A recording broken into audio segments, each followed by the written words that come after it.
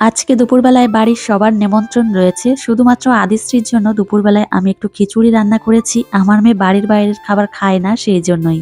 মেয়েকে দুপুরের খাবার খাইয়ে দিয়েছি, তারপর আমরা তিনজনে রেডি হয়ে চলে এসেছি কাকাদের বাড়ির পাশেই।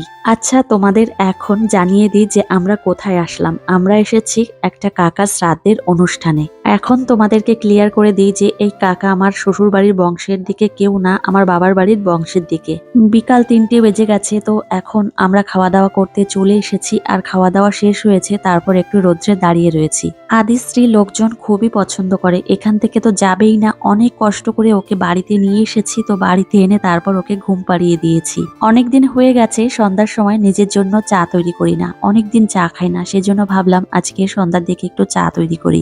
দুজনের জন্য চা তৈরি করে নিয়েছি, না দুজনের জন্য না, তিনজনের জন্য করেছি। আমার শ্বশুর মশাইকে চা দিয়ে এসেছি, আর এদিকে আমাদের দুজনের জন্য চা তৈরি করে এখন ঘরে আসলাম। আদিশ্রীকে বিকালবেলায় ঘুম পাড়িয়েছি, এখনো পর্যন্ত ওঠেনি। ওকে আবার ঘুম থেকে তুলে আবার খাওয়াতে হবে। তো এখন আমরা দুজনে বসে চা খাচ্ছি, আর আমার মেয়ে ঘুম থেকে উঠে গেছে। উঠেই প্রচন্ড কান্নাকাটি শুরু করে দিয়েছে। সকালবেলায়ও কান্নাকাটি করেছে, আর সন্ধ্যার সময় কান্নাকাটি করছে।